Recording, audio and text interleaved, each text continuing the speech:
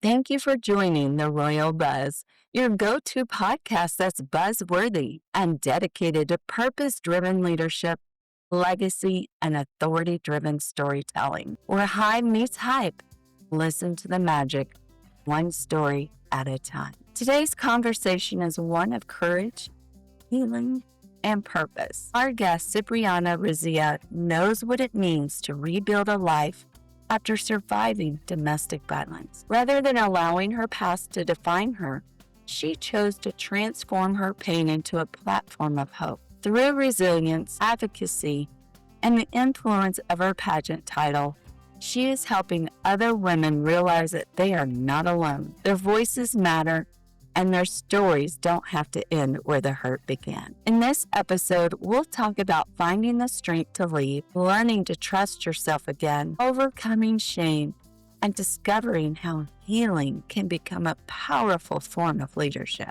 We'll also explore how pageantry has become more than a crown for Cipriana. It's a microphone that allows her to amplify the voices of women who have felt invisible for far too long. Whether you're walking through your own healing journey, supporting someone you love, or simply want to understand the power of resilience, this conversation will leave you feeling inspired, seen, and reminded that your past does not determine your future. By the end of this episode, I hope you'll walk away believing three things.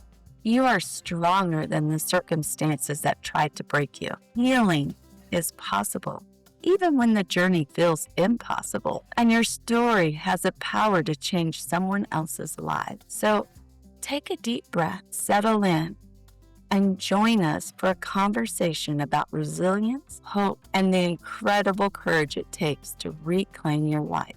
This is the story of a woman who turned survival into purpose.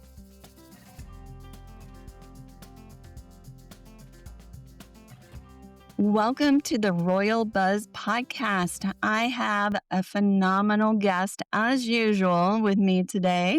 I have Cipriana Rizea. Did I say? I know I'm saying it wrong again. No, you are totally fine. That's exactly how you say it. No worries at Okay, all.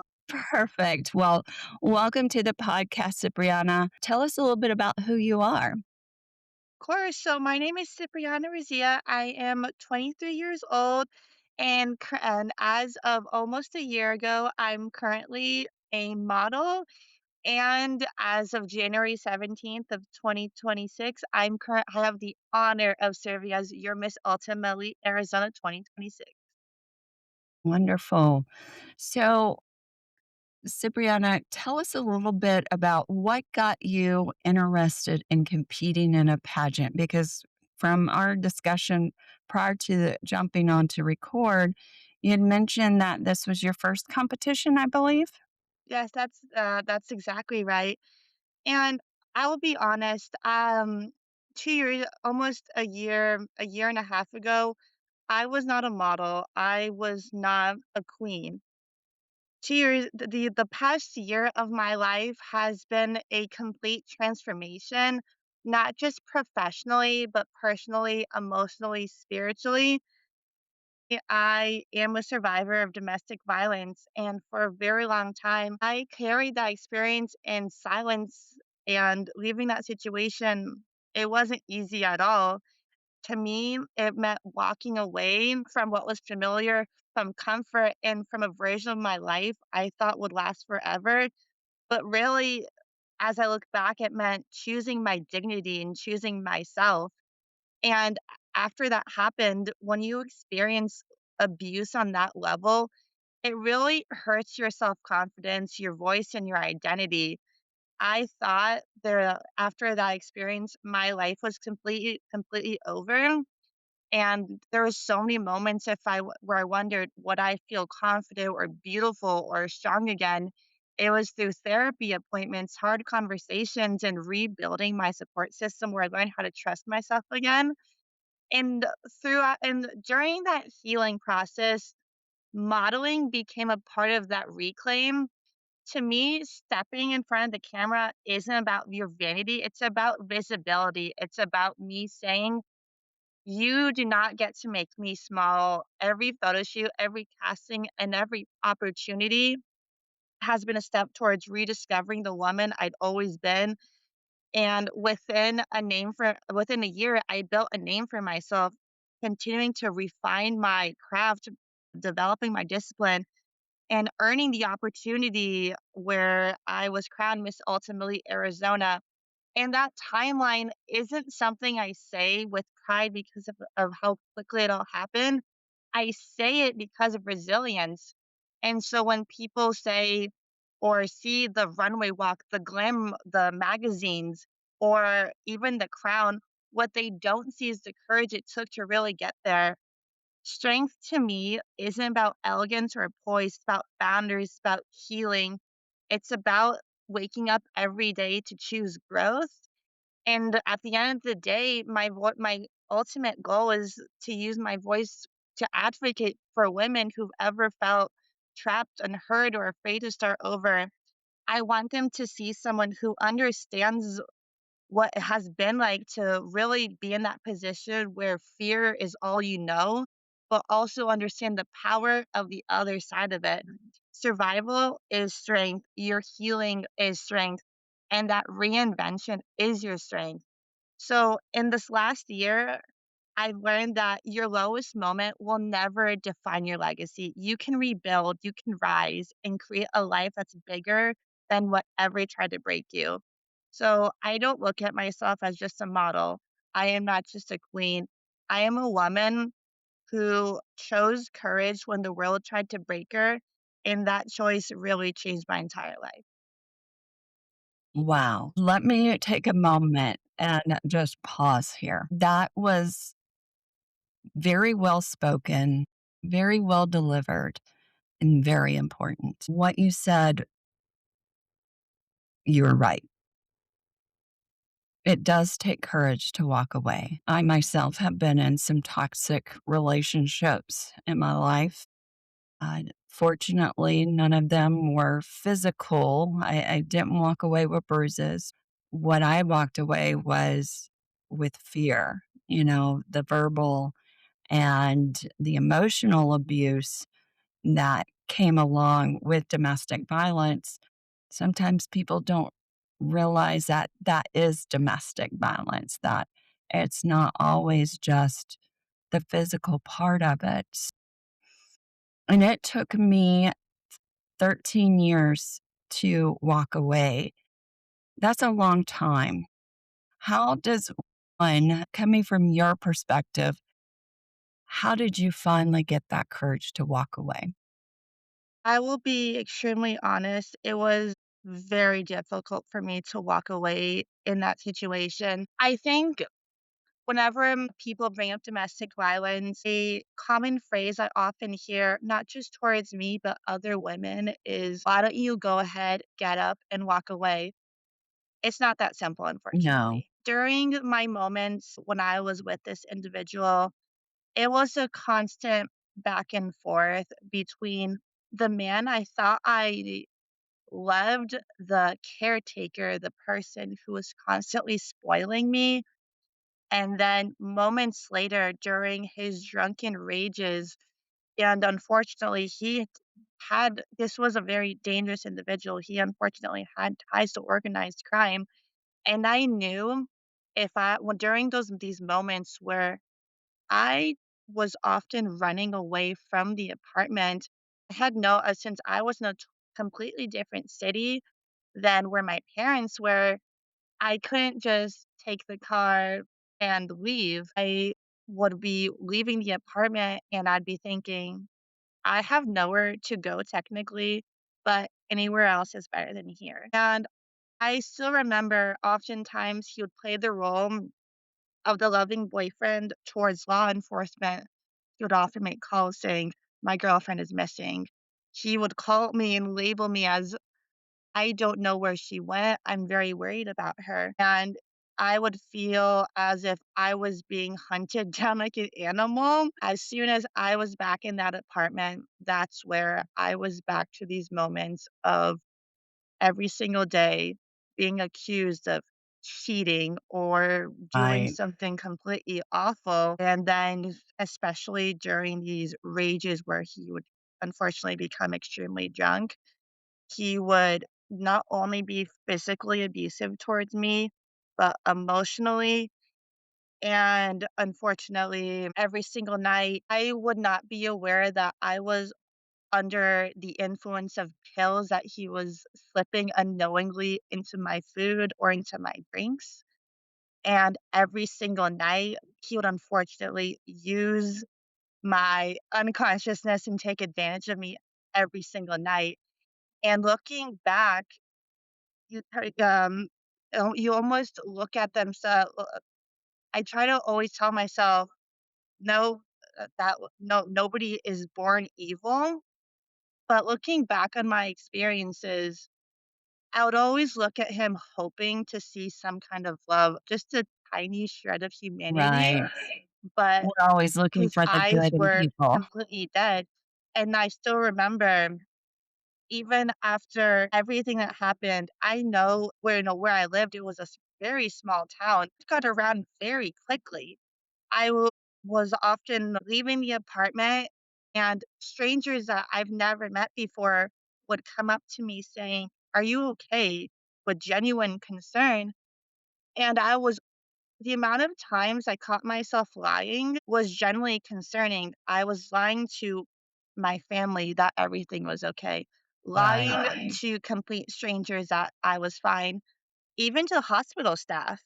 They I remember a night in which I was unfortunately pushed down the stairs in another one of his drunken rages, and it got so severe, I had no idea who I was, my name, any kind of basic information about myself. And this wasn't one instance in which I was sitting in the hospital due to this individual, but I could tell even looking at hospital staff, they were asking me, "Is everything okay, where you live? Is your boyfriend treating you right?" And it was genuinely concerning the amount of times I was defending this person, saying, "Oh, no, it's okay. I'm so sorry. I'm clumsy. I fell down the right. stairs. I Making up shook down my excuses. dress." And especially with how you mentioned, leaving is not easy at all. Even during this individual's final arrest, I was extremely upset that this person was gone from my life. While I should have been celebrating the fact that he was no longer living with me, that there was no chance for him to hurt me or abuse me anymore, every single night for probably 2 weeks, I was crying in that apartment saying, "If only I had been a better girlfriend, maybe this wouldn't have happened." And the only reason I made it back safely to my parents' house is because my I remember I was walking around all day because I was too afraid to go back to the apartment because I felt lonely. I was depressed. Right, And I remember my phone rang one day, and my mom is completely frantic asking me if I was okay. And I tried to still play that girl saying, "I'm completely fine. What are you talking about?" right, And then she says, "I know you're not okay. I know that this person is arrested. No, you're not." And then hours later, she comes over and I finally leave the apartment. And for months afterwards, I was suffering from severe depression, unfortunately, in which even though I thought technically I was free, but at the same time, I miss this individual a lot. So you get they were very your norm. attached. You miss, you don't miss the abuse, but you miss the love that they give you, letting you know that you're their entire world. And months afterwards, I still communicated with this person on the daily. He was still playing the card saying, I promise I will be better. I will go to therapy and we can start a whole new life together, which I believed. And then I realized it took me probably almost 4 months to realize, unfortunately, that fairy tale life that we talked about building together, it won't exist. No, it's just manipulation tactic. Exactly. And I'll be honest, I still shake when I talk about this. Yeah, I sense that in your voice that there is that, there's that emotion still there, and it'll Right. take time. And months later, I still recall I was outside doing my own, walking around doing my own thing. It was nighttime. And while I knew this person had ties to organized crime, I had nothing could have prepared me for what took place this night. I told him that I gave him so many chances that, that basically while he was still playing one moment the supportive and loving boyfriend versus the other side, the version of him that was completely terrifying. I was outside and I unfortunately get beat up. And I had no idea who this individual was, whether it was him or one of his friends. But all I could recall was someone coming up to me in all black saying, "Why are you lying to the courts?" When I wasn't. And unfortunately, that lands me in the hospital. And so things like this really go on to show that leaving is not simple. I was terrified for months afterwards thinking, what if this happens again? And me personally, and I've known unfortunately other women who have felt like this, you start blaming yourself. You're Right. thinking, if only I had been better. What could I have done to prevent this from happening? So it really goes on to show that leaving is not as simple as snapping your fingers. No, it's not. And, it takes some time to go from being a victim to a survivor. There it's like the steps of grief. You are grieving, you're grieving for a loss of a relationship. You're grieving over the loss of a man who you thought loved you. You're grieving over the loss of who you lost of yourself. That innocence, that trust that you had in other people has now changed. And so now you've got to shift from being a victim to a survivor. And now with this title, the that you have, that you're representing women of Arizona, what are you? How are you going to be using your title to make a difference towards domestic violence? That's an excellent question, actually, especially coming from someone who witnessed that firsthand. The first step to me is really opening up about my story. And especially last night, I made while it was somewhat brief, I made a post, not talking about how I'm not only going to be on this podcast, but unfortunately, some of the horrors I had to endure because I'm realizing a lot of people look at me and they just see the very happy, easygoing girl. They have absolutely have no idea what it took, the amount of confidence it took to find myself again and to love myself again. So definitely, I think that first step, especially to me, when you are a queen or you're holding some kind of title, you are not only representing your state or your country, or it's also about finding, finding your causes. And especially to me, as I'm wanting to represent women who survived domestic violence, the first step is talking about how unfortunately I was a victim myself. And if I didn't have any kind of help, I quickly would have become a statistic. As I was doing more research, unfortunately, we do lose 1,500 women to DV every single year, and it's absolutely terrifying. And then even after that, I'm actually planning to work with shelters like Maggie's Place, where I can really, not only volunteer, but also reassure other women you are not alone. While like you can feel like, especially when you're in that situation when you're still recovering, I don't have anyone, I promise, especially to anyone who might be listening or currently in a situation, I promise you are not alone in what you're going through. And I'm also working on my own platform. Currently, have been as of a few weeks ago, I had the honor of receiving an award for being one of the most influential women of 2026. And especially to me, being a woman of influence, that means, being able to leave behind that legacy. So current and especially I advocate so heavily for mental health and those who have survived the horrors of DV or sexual abuse. I'm currently working on creating an online community where women, of course, can stay anonymous and maybe they can talk about, oh, this is currently what I'm going through, or I'm still recovering.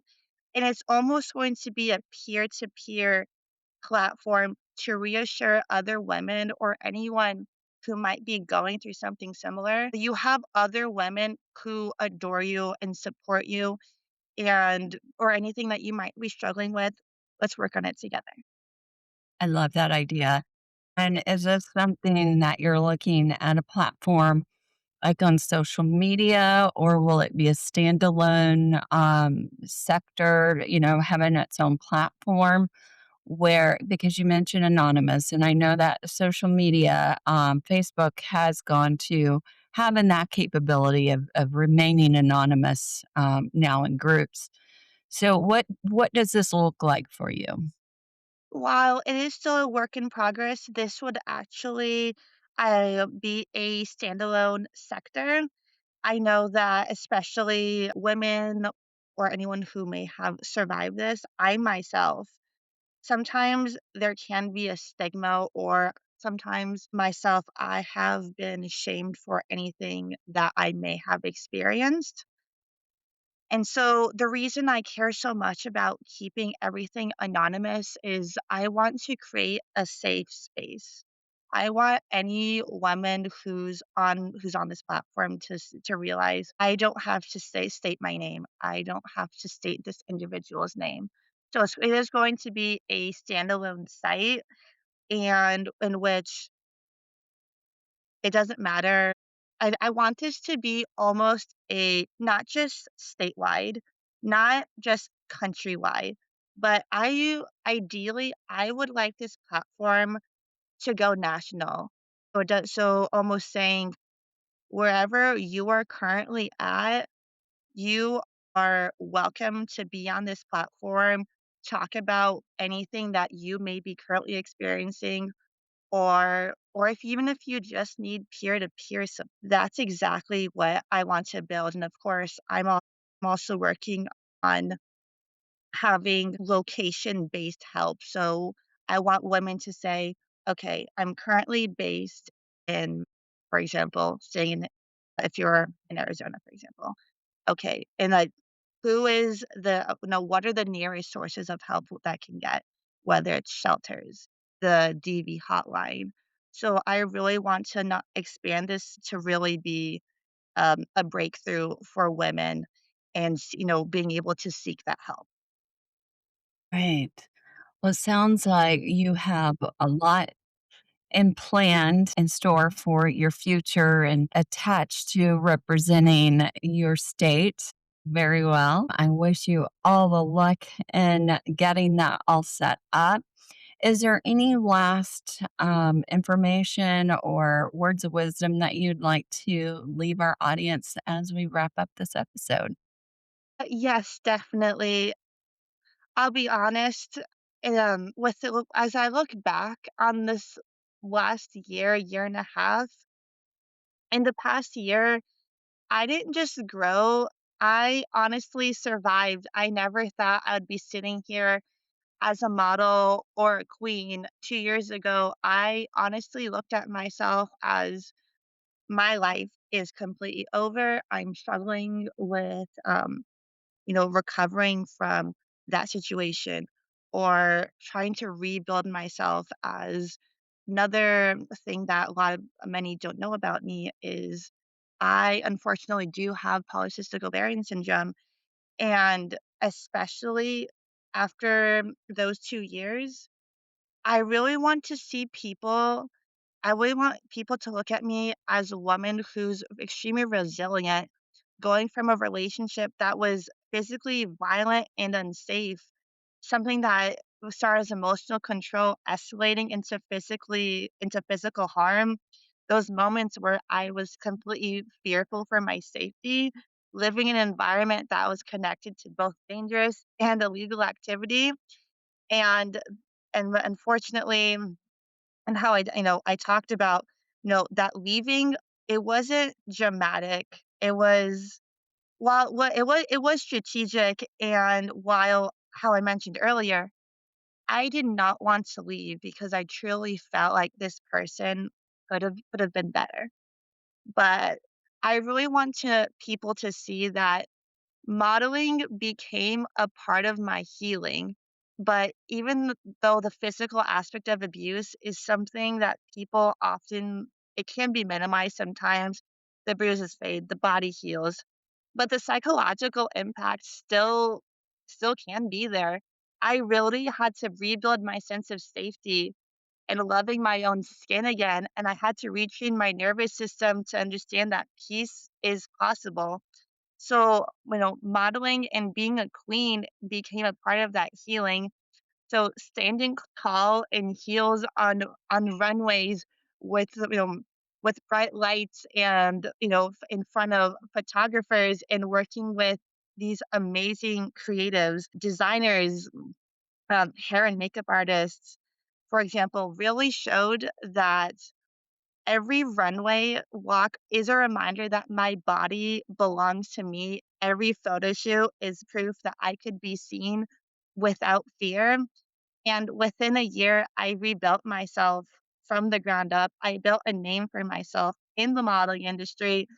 I have stepped into opportunities I once would have been afraid to pursue and earning a title. And I want people to see that I'm not someone that has been untouched by hardship, but as someone forged by it. And I also want to give a quick shout out to an individual who has really shown me the woman and person I am capable of.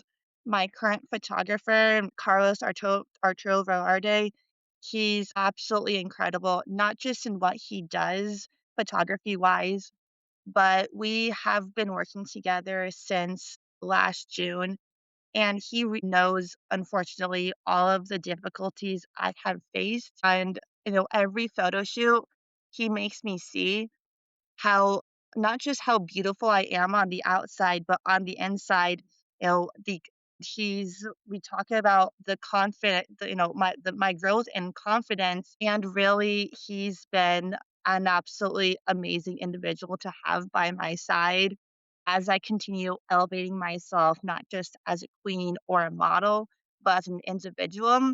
So I don't share my story for sympathy. I share it because there are women currently living in silence right now, believing that escape or another life that's full of peace and love is impossible. I'm proof that it isn't.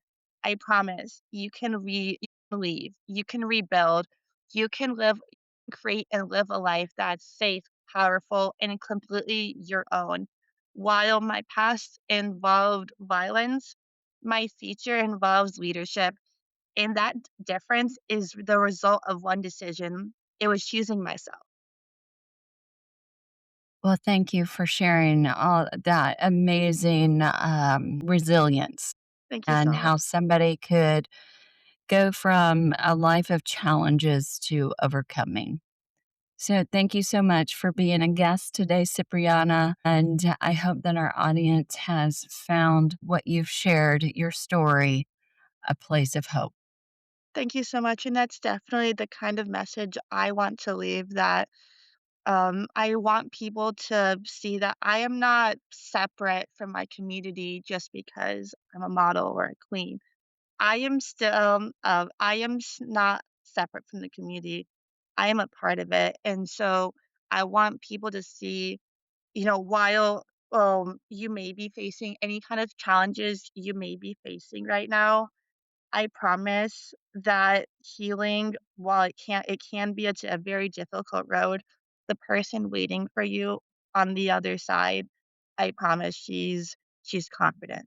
She loves herself. She loves who she is.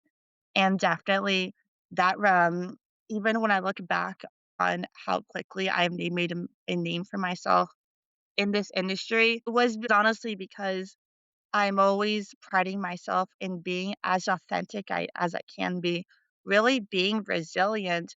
And even my mentors have mentioned to me, you like this life, like the modeling industry didn't just hand anything to you. You have worked hard for everything you have now.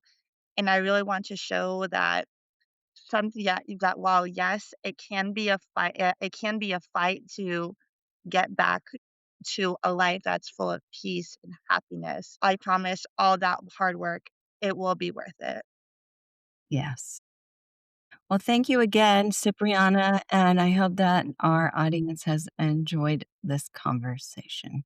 Thank you so much. As we wrap up today's episode, we hope you're leaving with more than just another story. We hope you're leaving with hope. Today, Cipriana reminded us that your story matters. It has the power to move people, inspire change, and remind someone else that they are not alone. We hope you walk away feeling seen, encouraged, empowered, and believing that no matter what you've been through, your past does not define your future. Your voice has value, your healing is possible, and your purpose may be waiting on the other side of the greatest challenge. If today's conversation resonated with you, we'd love to continue that journey together. Visit creativehq.com. That's www.CRE, the number 8, TIVEHQ.com, where you can sign up for our newsletter, stay up to date on upcoming events, and even apply to be a guest on the show. And don't forget to check out my most recent book, Crowned with Purpose, Grace in Every Bend, where you can find it on Amazon or Barnes & Nobles, where you too can discover your why. And don't forget to follow us on social media. You'll find all of our links in the show description, so you'll never miss an inspiring conversation. Thanks again for tuning in to The Royal Buzz, your go-to podcast that's buzzworthy and dedicated to purpose-driven leadership, legacy, and authority-driven storytelling. Where high meets high, listen to the magic one story at a time. And until next time, keep leading with purpose, keep sharing your story, and remember, you never know whose life your courage might change.